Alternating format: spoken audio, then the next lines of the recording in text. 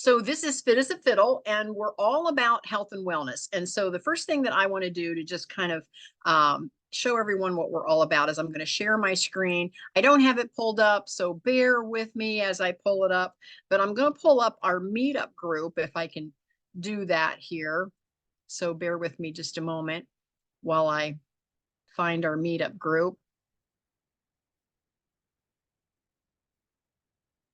Here are all the groups that go with our organization. And right here is our Fit as a Fiddle. So I'm going to click on that one. It'll take a minute to load. I've got so many windows open. That's probably the problem. That always happens when I have this many windows open. I suppose I could close a few. Here we go. So this is our Fit as a Fiddle. It's all about health and wellness. And I just kind of want to review what we're all about. And so I'm Kathy Benner, and this is Rita, my co-host on the call with me. And so I'll just kind of overview this. In a dynamic world of health and wellness, being fit as a fiddle takes on a multifaceted meaning. Traditionally associated with physical well-being, fit as a fiddle now encompasses 4 vital domains: the physical, the mental, the emotional, and the spiritual. And then Rita, you're just getting ready to do a speech on the 7 pillars. So we'll maybe let you talk about that for a little bit. But we invite you to join us on this transformative journey as we delve into the comprehensive insights and practices to elevate your well-being in each of these dimensions. Now, in the past, fit not only referred to health, but it also to being well suited for a specific purpose. So in our program, Fit as a Fiddle Plus, we aspire or redefine and amplify your readiness for life's endeavors across all realms. And are you prepared to take your health and wellness to the next level? Let's embark on this holistic exploration together, ensuring you are well suited for the success in every facet of your life. So I'm a firm believer that, oh, Kat just answered. She said, oh, goodness, yes. So she'll be popping on. So anyway, I'm a firm believer that health comes before wealth. And so that is why I kept this as one of the lanes in my academy. When I put together my academy, it was all about passive income and coaching and, all that good stuff. And somebody goes, well, how does health and wellness fit in with all of that? And so I really thought at one time that I might take that particular lane out because it did kind of seem to be the odd topic. But the more I thought about it, I did not. I kept it in because I believe that health comes before wealth. So every day, and I'm going to stop sharing my screen. So every day, I am a firm believer that you have to start your day with doing all the right stuff for all the right reasons for your health. And I don't always. I sometimes get behind the 8 ball and then I go, oh, I didn't eat right today, or I didn't exercise like I should have today, or, I sat behind the computer too long today. I mean, sometimes those things do get in the way, but I want to say it's not what you do occasionally, it's what you do all the time. And when you do those things all the time, that's when you get in trouble. So if you're eating the wrong stuff all the time, it's going to catch up to you. If you're not exercising all the time, that's when it's going to catch up to you. So you have to kind of get into a system. And I don't know about you, but I think we all kind of like our traditions and our, the way that we like to do things. We're all a little bit set in our ways. So I like to get into a rhythm where I kind of do the same. I mean, I don't know about you, but I brush my teeth the same way every time I brush my teeth. I take a shower the same way. I always start with my hair. We get into these systems, and the way we do things are very systematic. So if you can add the good health stuff into your daily routines, it's going to be huge for you. Okay. So if you have to write it down, write it down. If you have to plug it in onto a calendar, plug it in onto a calendar to where you're doing the right stuff for the right reasons all the time. And then when you have one of those days where, okay, so I didn't eat right today or whatever, when you have one of those days, then it's not going to derail your entire health and wellness because you're in the normal routine of doing things the right way. So anyway, tap into the academy. It's under kathybenner.com. You'll find all of our replays. in the Academy under the Health and Wellness tab. And when you get into that tab, you'll see the 2024 replays, and that's where you'll find all of our replays. So please feel free to go there and check out the replays. It doesn't cost anything to be a member of or to jump in to listen to those replays. I am on Teachable platform, so Teachable will ask you to create a Teachable account, but you don't have to pay anything to create a Teachable account. And then when you're in there, if you want to buy one of the courses or buy one of the masterminds, or we have a one-time fee where you can buy the entire Academy, you're welcome to do that. But you don't have to get to the free replays. So please feel free to go in there and get those. We also have a speakers cabinet, and Kat just jumped on. Welcome, Kat. I just listened in as one of our members interviewed her on Friday, and she picked her up out of our speakers cabinet. So I appreciate that. So anyhow, we give all of our speakers and presenters a free spot on our speakers cabinet as a thank you to them for coming on with us to try to help promote their message, because I am a firm believer that the rising tide raises all the ships. And so we want to do everything that we can to help promote the folks that are coming on to help us. So I'm going to turn it over to Rita for just a moment. I want Rita to tell us what she does and what she brings to the table. Rita is my co-host, my co-mod, and then we're going to get busy and talk to Kat. So over to you, Rita. Thank you, Kathy. I'm always so grateful to be here with you, the podcaster extraordinaire who makes it so easy for me. So I am a physician associate and diabetes reversal coach. So after 30 plus years of practicing as a physician assistant in medical surgical realms, I decided I really wanted to help people transform their health in a way that didn't include just writing more prescriptions all day long. So I really wanted to give them the optimal tools in order to help them be as healthy as they possibly can and reverse as many chronic conditions as possible and reduce the prescription drugs, which many of them desire. So I have my own virtual coaching practice. I do specialize in type 2 diabetes reversal. I also do some things in my community, like local grocery store tours, pantry cleanses. I lead a healthy lifestyles ministry at my church. And I believe that I was just telling Kathy, I'm teaching a seminar coming up on 7 pillars of health and wellness. And the first one we got to start out with is the mind, right? Because the body does what the mind tells it. So I'm excited to hear more of what Kat has to share with us today and learn more about her. Rita, thank you so much. We talked briefly when we first signed on about those 7 pillars. Can you run through what those 7 pillars are for our audience? Sure. I mean, they're like my pillars that there's different associations that have specific pillars, but the ones that I feel like are really important. First one is mindset, nutrition, physical activity, stress reduction, good quality sleep, reducing toxins, and community relationships. I love it. I love it. Those are all great ones. And so anyway, think about that and whatever those pillars are for you, because you can Google it. And like she said, there's different organizations that have different pillars. Some of them will include a whole spirituality component in there. Some will do a whole, not only mindset, but also manifestations and all kinds of pillars that are a part of the health and wellness. But put together a plan that works for you and then get it on your calendar.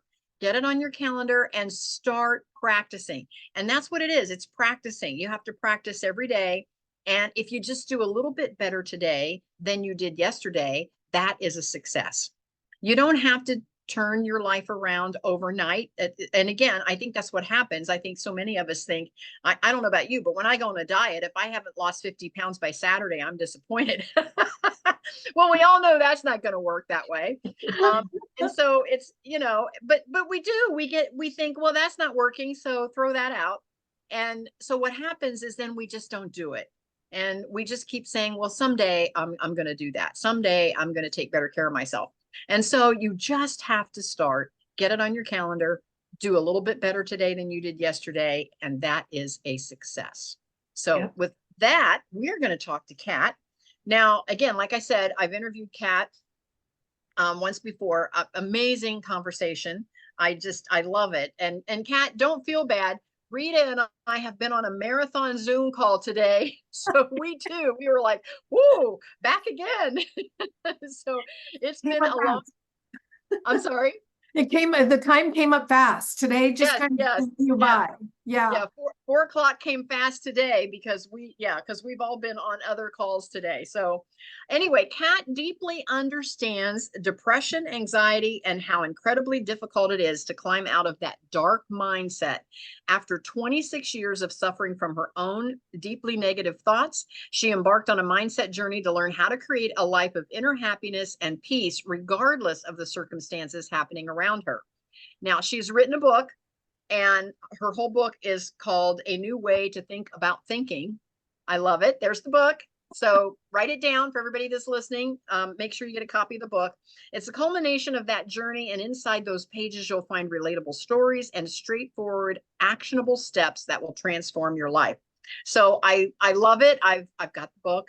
I've got a bookcase, by the way. Your book is like front and center in my bookcase.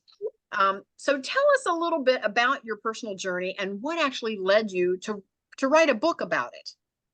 Yes. Well, first of all, thank you so much for having me and for allowing me to be a few minutes behind schedule.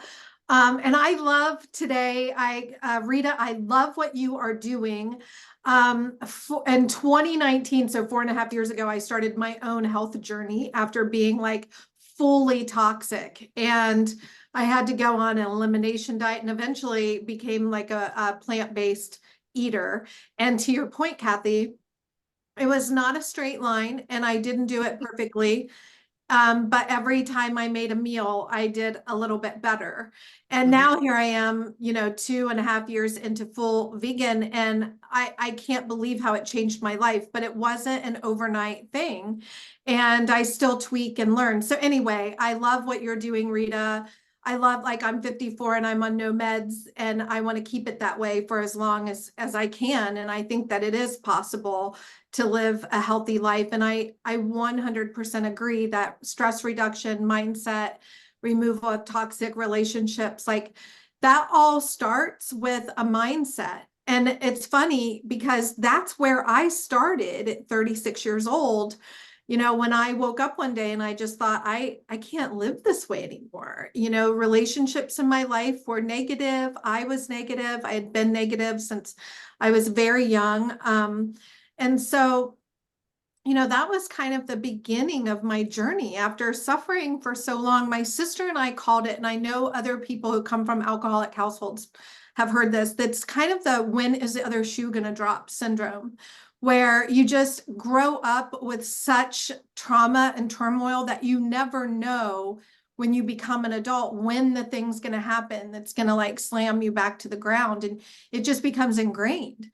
Yeah. And I had lived like that for so long that, the ups and downs were terrible. So what drove me to write this book was when I finally got to a place where I was healed and I healed my mindset, which it's been an 18-year journey.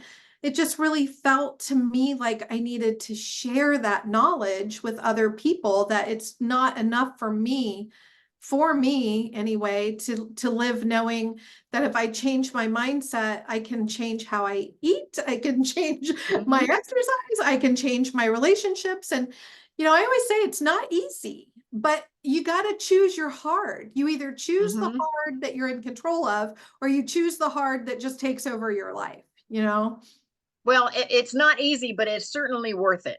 Oh, it couldn't be more worth it. Worth I can't Yeah. imagine, what having to go down the road just kind of, I say like my life at times felt like it was an unruly ocean, and I was just this little boat getting tossed around from one giant insurmountable wave to the next.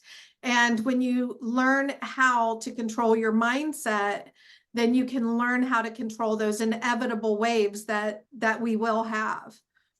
So what was the one, I'll say defining moment or aha moment, or what was it that made you just say, I'm going to change how I'm thinking. I'm going to change this. Was there one thing? I mean, when did you know that you started changing your mindset? I actually remember the day very clearly. Like I said, I was 36. I was in the throes of motherhood. My kids were little at the time. And when I say little, I mean probably like 9 and 5-ish, right around there. And I would do all the things all day long and with a smile on my face. And on the inside, I would hate myself. Like I didn't even think I loved myself. And it was very hard to truly love anything else if I couldn't feel love inside of me. And then I would lay in bed at night and I would be in such turmoil and anxiety, worried about the world, what was going to happen to my children. Are they going to be deeply affected? But just everything, the news. And I would cry. Like I would go into my bathroom while my husband was sleeping and just sob. And one day I woke up and the sun was coming in kind of like a day like today. And I remember waking up and like opening my eyes. And I always think this is when God places stuff on my heart, because the very first thing I thought was, I never again want to smile to the outside world if I'm crying on the inside. Like, I just don't want to live this way anymore.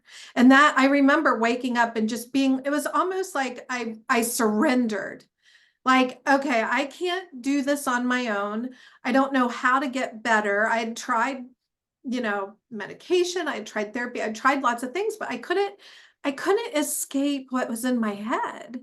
And so that morning, I just thought, I can't live this way, and I don't want to live this way anymore. And that was the beginning of buying book after book, going to seminars, listening to anything I could find. I mean, I just fully immersed myself in everything to do with mindset, spirituality, and the law of attraction. Okay, so And at that point, once you had that moment and you yeah, knew, you said, I'm changing. I don't know how, I don't know when, I don't know what, but I'm changing. mhm. You just started searching. Yeah, I went 100, it was more than a devotion. It became an obsession, because when I first started down the path, I started seeing all the things that I was like doing wrong. And then that made me feel worse, which actually drove me to try to learn more. Because I was like, wait, what do you mean I'm attracting this stuff into my life? And now I'm at fault. And so I went through this like weird space, but I just kept thinking, like, if I just keep going, I'm going to figure this out. And I was obsessed. I'm still obsessed. I mean, to this day, I mean, I have some books behind me. I have an entire room full of, and I go back to books and I listen to stuff. I made the choice to start listening every single day in my car to something, whether it was a book on like an audible. Back then it was like a book on tape, but like, and I did that all the way up. And then when COVID hit, I was no longer driving to work. And after maybe like 2 weeks, I started not feeling right. And I realized, like, I'm not feeding myself anymore. I'm not feeding myself spiritually, because I don't have that drive where I'm listening to something. Because in traffic, you're in traffic, that's 45 minutes to and from work. That's 90 minutes a day where I was feeding my mindset. And so, right when I realized that, I started getting up every morning as if I was going to work, getting ready and listening to the things that I like to listen to. And I've never stopped. I do it every single day and I love it. I love that. I love that. I get it. I used to drive to work too. And then, I had a job where I didn't drive any longer. And it was a great time to kind of work on your mindset, because Oh, it's just you in the so good. car and you can listen to, like you said, to the tapes or whatever it is, Mhm. or to audio that you like to listen to podcasting these days, whatever works. Yeah. And, and it gave me some time to get ready, if you will, for my day. And then coming home, it gave me time to decompress, Oh yeah. to be I agree. ready to come through the door. And when I didn't have that, then I had to make a decision on how was I still going to have that time. And for me, it's walking. I love to put on my, my little headset, or my ear pods or whatever, and I can listen while I'm walking. And I also do a lot of my writing that way while I'm walking. I love So that. I love that too. And so I get it. I understand what you're saying. As you're driving and you're listening, and then you had to change how you're thinking, the thing that jumps out at me was that you made a decision. That was a definite time, like you said, you can almost name the day where you made a decision. I Yeah. think I think that's going to be an aha moment for the group as we're listening today. If there's things that you want to change in your life, it starts with a decision. Mm. And I know that sounds so simple, but it's it's hard because sometimes we're not accountable. Nobody else knows we've made the decision. So if we Yeah. don't stick to it, nobody's going to know. Absolutely. So did you have a buddy or did you have a group or was there someone that kind of held you accountable to stick to your decision or did you just have that willpower to do it? Yeah, I think it does work for some people to have an accountability partner. I've always been pretty good at like if I set an intention and I was so desperate to find a new way to live and I just kind of set that intention as my North Star. And so Okay. my decisions were born of that intention. So then it becomes, do I want to go to this person's house where I had generated so much negative conversation? Because, you know, when you're in a negative mindset or toxic mindset, like you said, Rita, you end up with toxic friends. And then all of a sudden, if you want to go to a new direction, now you have to make those decisions like, today, do I want to do this? And that's where the little bit of hard comes in. And so I would make my decisions based on the direction I was trying to go in. And it's just like if you're on like a diet or something like that, and every time you go to eat, you're making a decision. And so I didn't have anybody to be accountable for, but I knew that I could not go into my later year. I felt like I would get sick. That was probably another reason. Like, not only did I feel bad, but I do feel like our emotions, and deep stress cause pain and negativity. Like if you're full of resistance and negativity, it manifests as a physical issue. Mm-hmm. And I could go all the way down that path, but I won't, like the chakras and the energy centers and things like that. But I do think, and I had already been reading about stuff like that. And I thought if I don't get this under control, eventually I'm going to make myself sick. So that was my motivation to do that. And I think that it's good to have accountability, but from other people. But I think that when you set an intention, a lot of people think that they wait for motivation, and motivation sneaks up and you have a great day with it. And then it goes off to sleep for a few days and you're left with nothing but every time I do this thing, I'm going to make a decision about it, you know? And I think that, you know, we can't always just rely on that happy, great feeling when we get out of bed, because sometimes we won't feel that way and we just have to push through it. So And I'm curious. sorry, go ahead. Oh, Go I'm ahead. just wondering, so what is the content of your book about? I'm sorry, I didn't get a chance to read it yet myself. Oh, So what is the book, the content consist of, and who is the person that you really want to read it? yeah, thank you. I love that question. So the content, so the book is about teaching you how to, it's a framework for teaching you how to think thoughts that support you instead of sabotage you. So the secondary title of the book is How to Take Control of Your Thoughts, Create Your Own Inner Happiness, and Manifest Your Best Life. So the book is a culmination of all the books that I read over the years. And I wrote it for the person that I was, that's similar to me, starting off on the path that's like, where do I start? Do I read mindfulness? Do I read how to make peace with my past? Do I read about the law of attraction? How do I do this? So I learned as I navigated it, I figured out like there's really some steps that, like, if you're trying to manifest something or use the law of attraction in your life and you have all of these autopilot negative thoughts, you really got to make peace with some of that, not all of it, but some of it, if you want to create something in your present moment.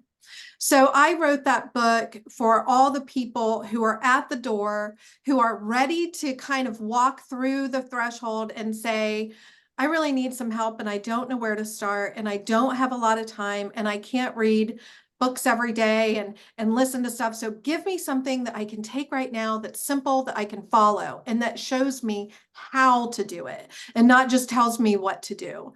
So that's what the book is. And that's really who it's for. So I think there are some people who are very experienced at this. Like I'm very, very experienced after 18 years. I still look at my own stuff and I still do the exercises in the book. But I think also it's really any age group, that it's anybody who's at that door that's like, I need to feel better. I have, these thoughts that run on a loop and I can't get them under control. It's for those kinds of people. So what I hear you saying, Kat, is that this is a book that you wished you would have had. Oh, it is. I wrote the book that I wish that I would have started with. Because I think if you start here, then you can say, okay, the mindfulness really resonates with me. I'm going to dig into that. Or maybe you read the mindfulness chapter and how to choose your thoughts, but then maybe you get to the forgiveness chapter and you think, I got to do some more work in this space. And then maybe you go find more information in that space. But this book gives you everything you need to get started and see immediate results. Well, when I say immediate, some could happen like right now, but immediate like within months and not years. I get it. I get it. So if you're reading her book, don't give up by next Tuesday because it didn't work for you. Like we do with dieting.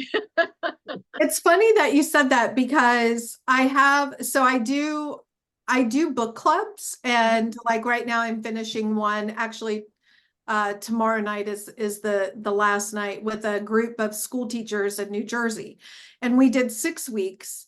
And so it was like one step at the beginning, then two, and then the 2 steps at the end. And what I found was, to your point, Kathy, is people read about the first step, which, Rita, that's about like becoming aware of negativity in your life, becoming aware of negativity, how your ego, if it's negatively unbalanced, how it is relentless, how we have resistance to things once we've kind of sealed in that negativity. And it talks about how lonely that can be. And I certainly don't say that people shouldn't feel negative, because I do think that you can have negative thoughts and they drive you in the right direction. I'm talking about when we're fully immersed in, in negativity. But I think, when I think about like the school teachers that I've been working with and different people in these book clubs, it just feels like we get towards, sorry, I'm babbling at this point. I'm so sorry. Oh, no. It's good. But it just feels very much like we get towards the end, and people feel like that negativity is so heavy. And then they start to think like, how long is it going to take me to get over this? Now that I'm aware of it, how long is it going to take for me to get past it? And so I think, to your point, and I know this was a really long answer, but to your point, that's the piece that gets people stuck is, oh my gosh, I'm aware that it's here now. Now what do I do? And so that's when I say, like, the steps will take you through it. And once you get through the steps, whether it takes you a couple of days to read the book or a month, you will start to become aware of it and you'll start to be able to put some of that negativity to rest. Well, I do have an example that I want you to bring forward that I heard you share before. Because in your book, you mentioned the importance of how rather than the what. Yeah. So give us some examples on how you use that. Yes. So in the book, I have a chapter, a step called Redefine the Meaning. And that's where we really start to talk about the how and not the what. And so what I mean by that is, it's not what we think, it's how we're thinking about it. And so in the book, I give the example of the tiny 3-letter word fat. You bring up fat to people and we all just think, oh my gosh, like I either got to lose weight or, I tried and it doesn't work, or I got to go on that diet. Like there's always some negative connotation, but really it's the word itself. We are giving it meaning. So it's how we are thinking about it. And so I think the last time we spoke, Kathy, I gave an example of how I was thinking of motherhood. So I've been a mother since 1998. I love motherhood. I did all the things that I possibly could. And when my youngest decided to up and move out and go to law school 2.5 hours away, I was really devastated, and I was happy for her, but I was also very, very sad because it just felt like the last scrap of motherhood I had was moving 2.5 hours away, and that was it for me. And I felt all this grief and pain in my chest, and I just felt this emptiness, like that, well, it's over for me. And then just as we were leaving to move her 2.5 hours north, I was sitting in my car, like weeping, and I was looking in the mirror, getting myself together. And I had this thought, that saying that says, that there's a reason why the rear view is small. And it's because what's behind you is not nearly as important as what's out in front of you. And right when I thought that, I thought, oh my gosh, like I'm not losing motherhood at all. I am actually gaining my freedom, which I've not had since 1998. And the only thing that changed in that scenario was how I was thinking about that word. And then, when you think about all the words that you give meaning to all day long, and how you can change how you think about those words so that you kind of go in the direction of positivity instead of negativity, that we get a choice to determine this word and this situation is making me feel bad. I'm going to choose to reframe it and redefine what it means to me. And then I can go in that direction of like peace and inner happiness instead. Yes, absolutely. I love that. You nailed it. Yeah. Well, healing from past experiences, that's often a key step. So how did you approach that process? Yes. So healing from past experiences, that chapter is when I say lots of things in the book can happen very quickly. This is one that might take a little time, depending on how bad the pain is. So one of the things that I suggest in that chapter is, I myself had a lot of memories from my childhood that were very traumatic, and they bothered me for decades. I would pull them into my present moment because if something came up that reminded me of that memory, the emotion that was attached to it would immediately come into my present moment. And it would ruin it could take me from being mildly happy to like crying and within seconds, just because it was so raw. And so what I started to do was visualize, and I would get quiet and I would get into the present moment, that moment that's between the past and the future.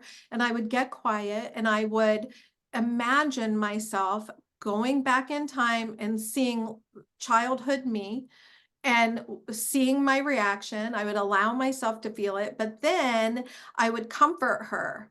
And it is amazing, even though it's a visualization, how amazing it feels when you comfort that child in you who was hurt.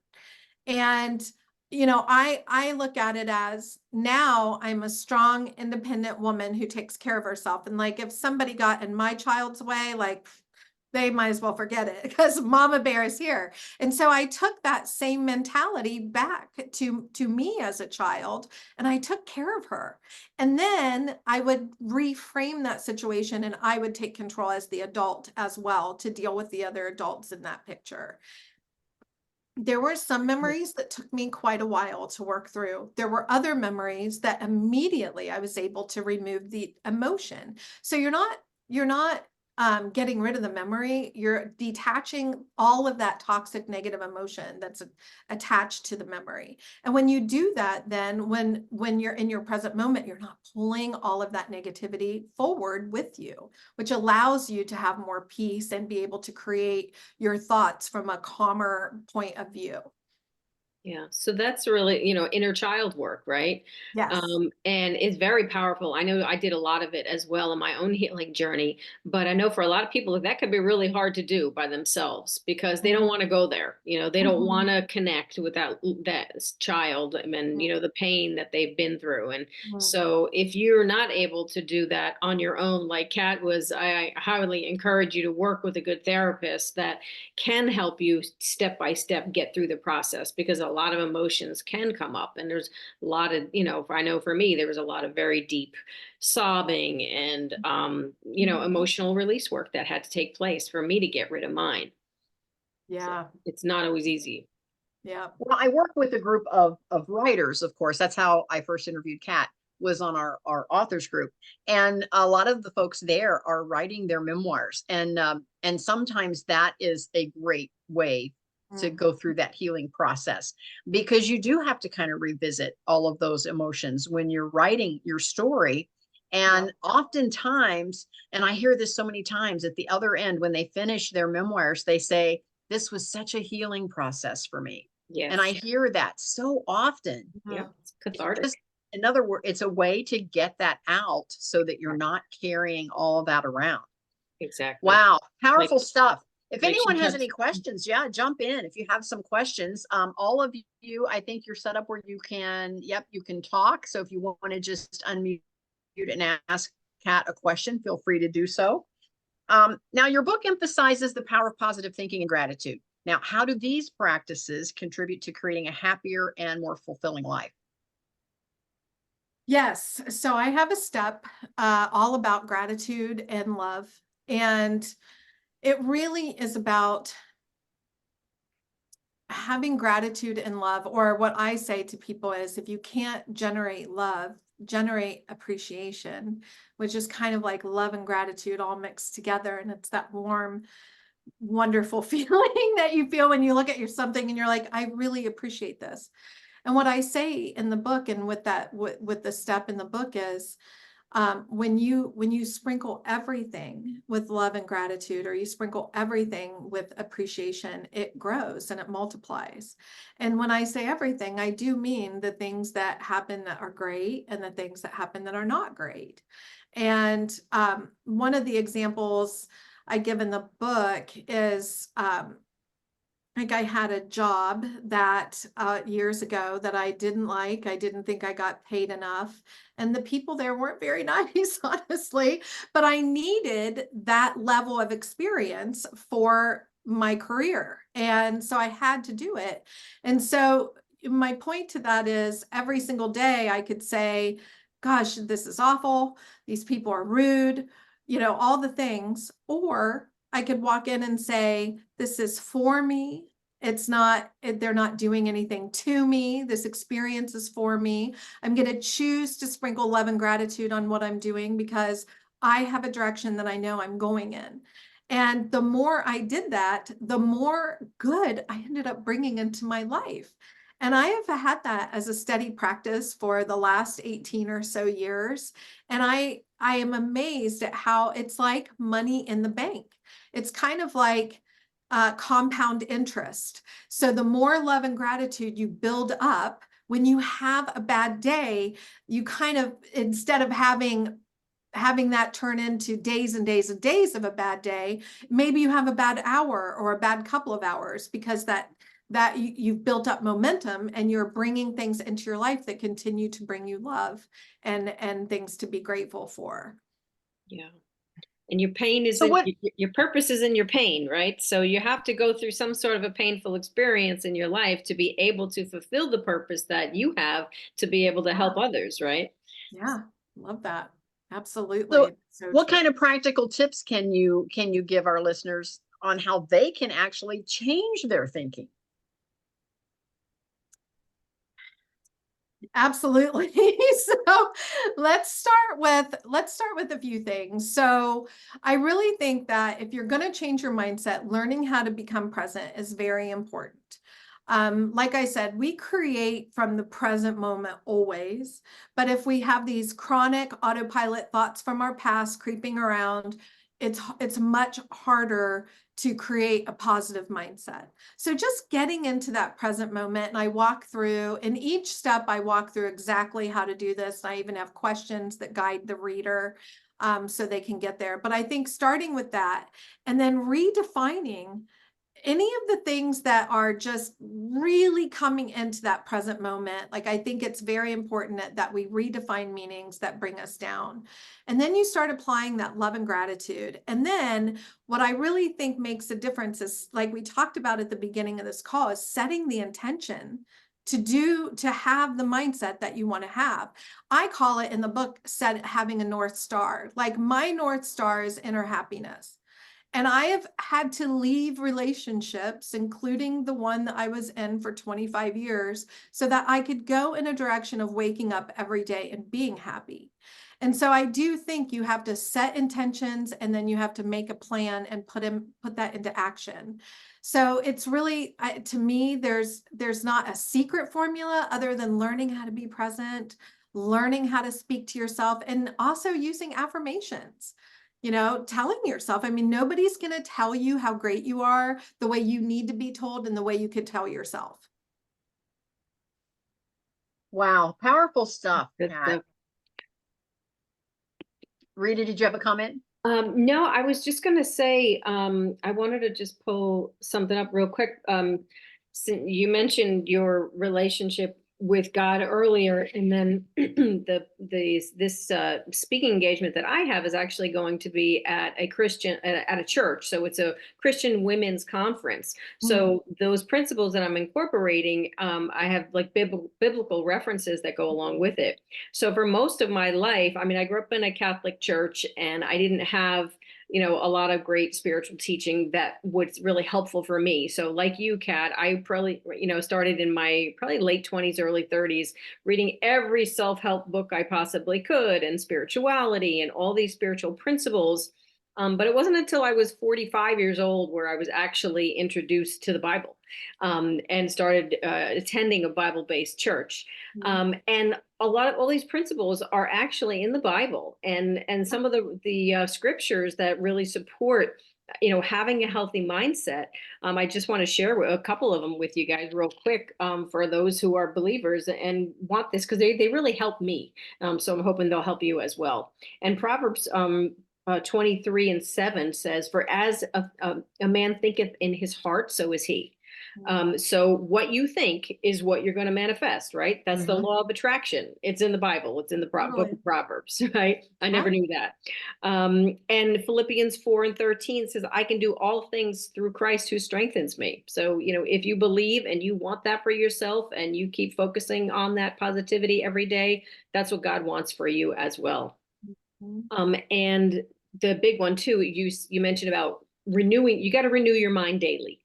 And that's in the book of Romans 12:2. "Do not be conformed to the things of this world, but be transformed by the renewing of your mind, that you may prove what is that good and acceptable and perfect will of God." Right? So the enemy's coming in every single day with negative thoughts, telling you all the bad things about yourself that the enemy wants you to believe. But so we have to really dig in every single day and change those negative thoughts, because they come from our childhood. The parent, the teacher, the bully that said negative things about you that you believe. So we've got to work on changing that mindset and focusing on it every day. I mean, I need a daily devotional every day, to set my mind right.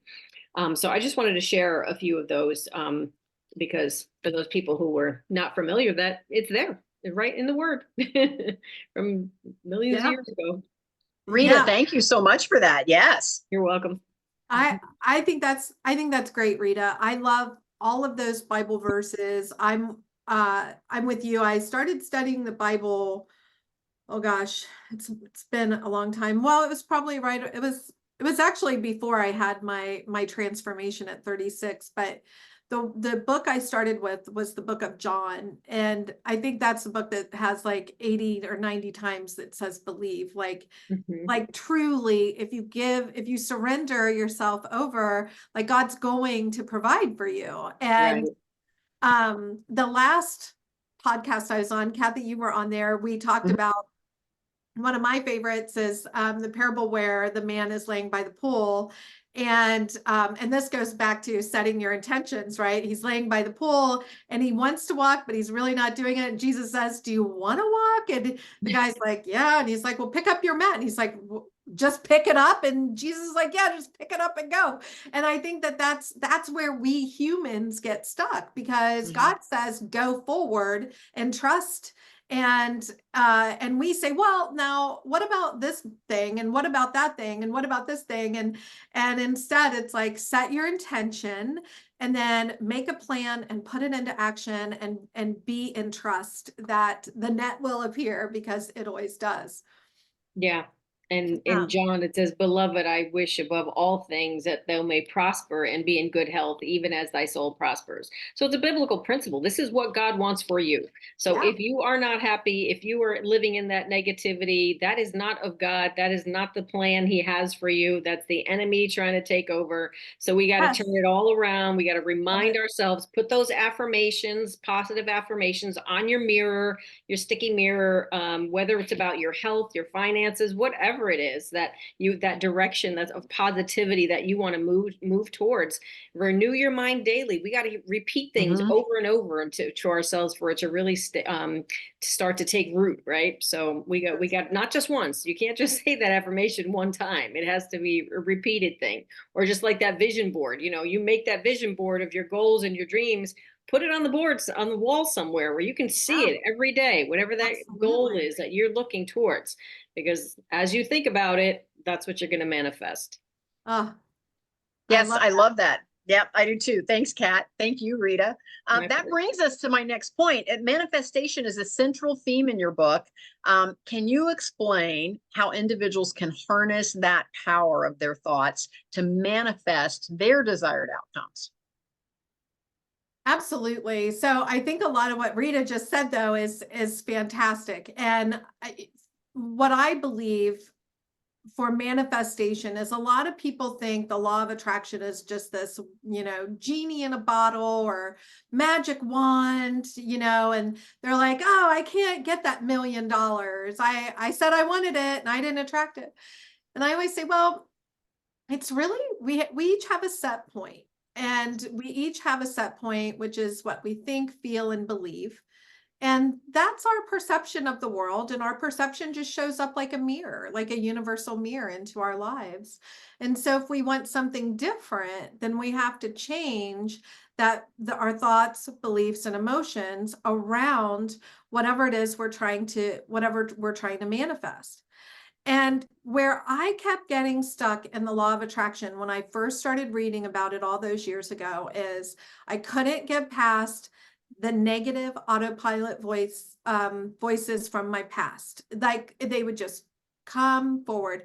And so I had to study all these different books to try to figure that out. So that's why, when I wrote this book, it's like, you just start out understanding negativity, and then each step of the way, if you do, and I always say just 60%, not the whole, you don't have to go boil the ocean, 60%, 40 can be negative. If you lean, towards the scale a little bit to the positive, you will start to see results, because you start to change your thoughts, your feelings, and your beliefs. And one of my favorite parts in the book is during the law of attraction chapter, I do a comparison on a fictional person named Emily.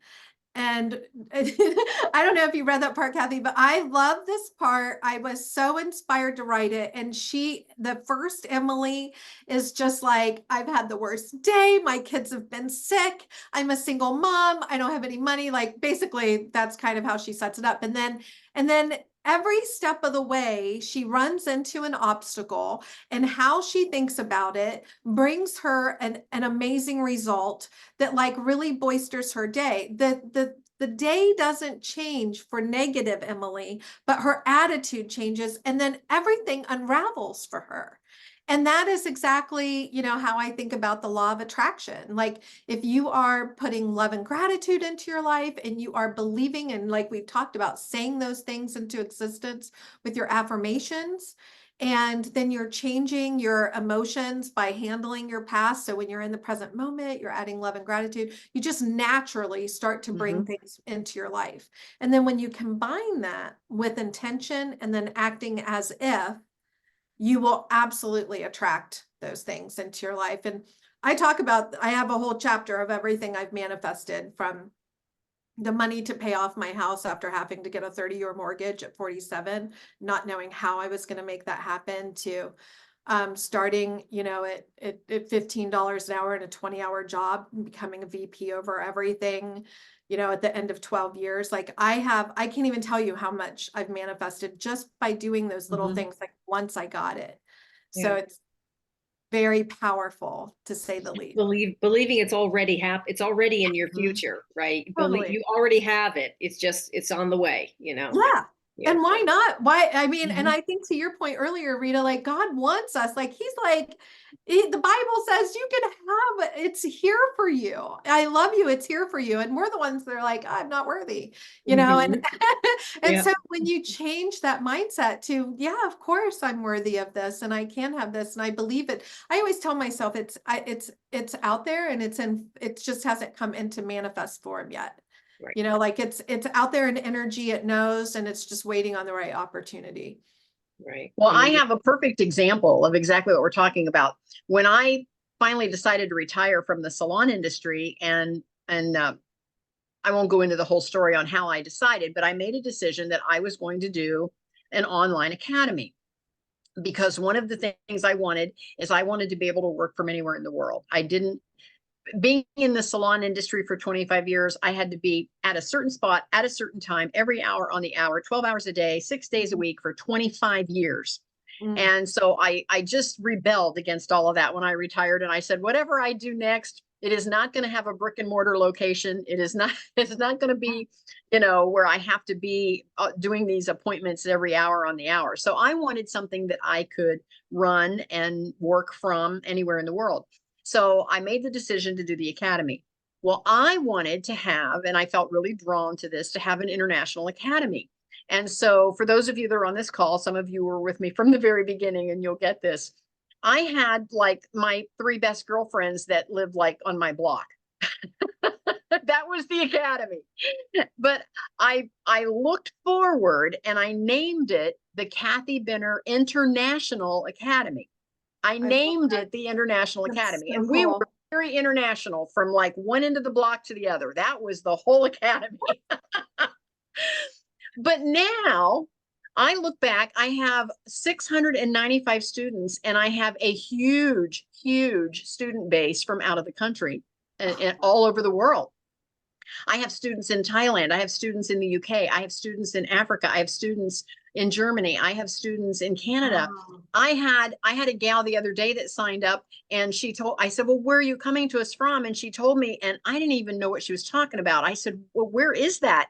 And it's a little tiny island off of the toe of Italy. I had to actually go look on a map to see where physically she was in the world. Wow. And she said, I want to do exactly what you're doing. And she said, and several people said I needed to connect with you, meaning me.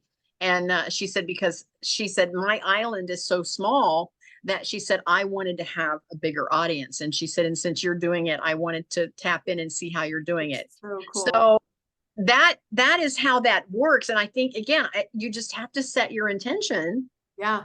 And then you just constantly have to push the cart in the right direction. Absolutely.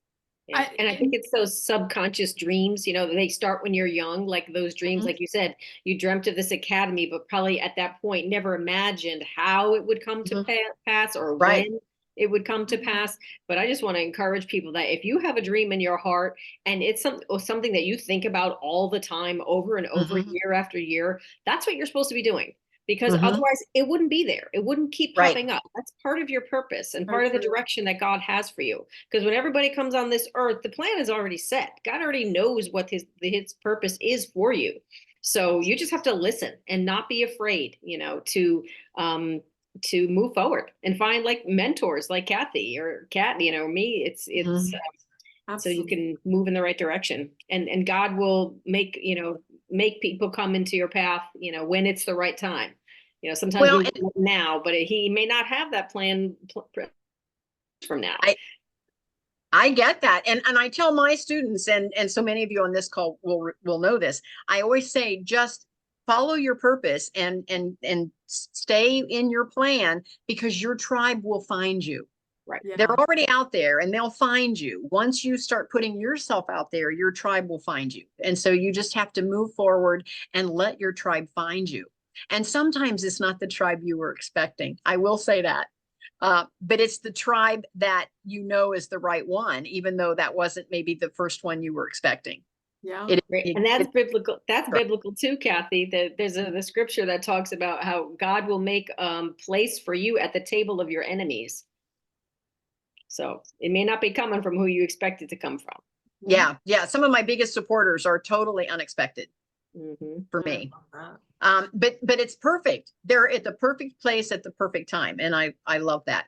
So Kat, tell us, how can we connect with you? And what do you have coming up next? Yeah, so coming up next, I'm in Denver at a women's conference called The Power of Me, and that's in 2 weeks.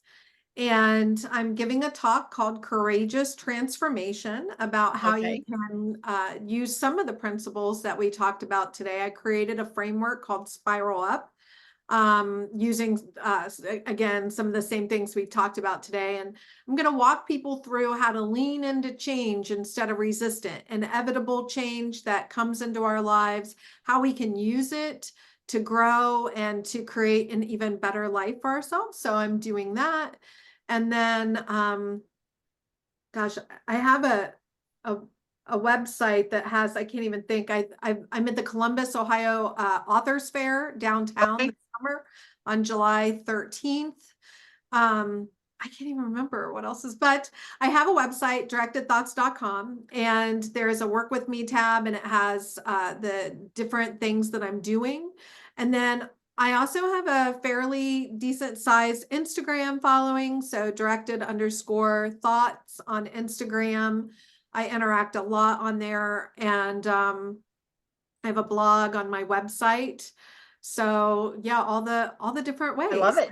Yeah. Kat, if you would, I was you just going could to say, go to so speaking engagements, and you're doing private coaching then?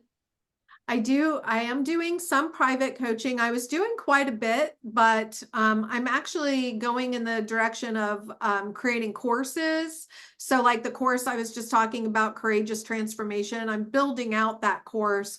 So I intend to launch courses that actually go with the steps in my book.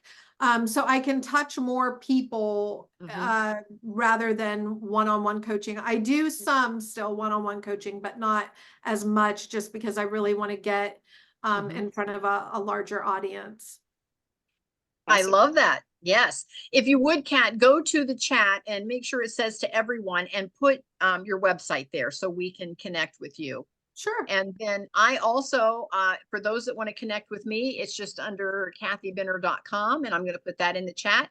And then read it, if you would, for everyone, out to everyone, put in the chat how folks can connect with you.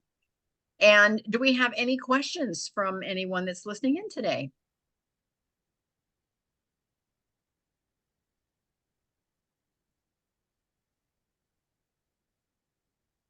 Kat, I just want to say I appreciate you so much. Thank you so much for coming on. This has been a lot of fun.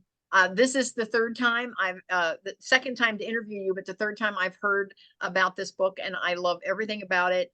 I wish you all the well to all of your future endeavors in speaking and teaching and coaching. Your message is so important.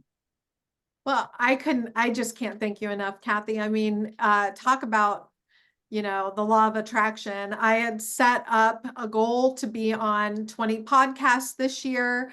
And at the very beginning of the year, I just met you through the book club, and it's just amazing how things just happen. And I am so grateful for the opportunities that you've given me, and to talk about my book and promote my work. And I love the conversation, and Rita, I love everything that you were saying. I mean, this stuff, when we talk about purpose, like this is my whole heart. I could do this all day long. I absolutely love it. And so I'm just very grateful for you, Kathy, for inviting me on here, and the other podcast as well, and connecting me with Debbie. So I just really appreciate it. Thank you so much. Rita, any last comments from you? No, just want to say thank you so much for being here. And I'm definitely going to connect with you on Instagram and check out your website and your book. And just thanks for being here. Thank you so much. Perfect. Really appreciate Anyone it. that wants the replay will be at kathybenner.com under the Fit as a Fiddle Plus. So with that, I think we're going to go, and thank you for being with us today. And Deepak says, thank you so much. He's listened to the whole broadcast. So Deepak, thank you for being there. He's in several of my other lanes. So Love that. Well, so absolutely. this has been a lot of fun. Thank you so much. And we will see everyone next time. All right. Thank you. Bye, everyone. Bye. Take care.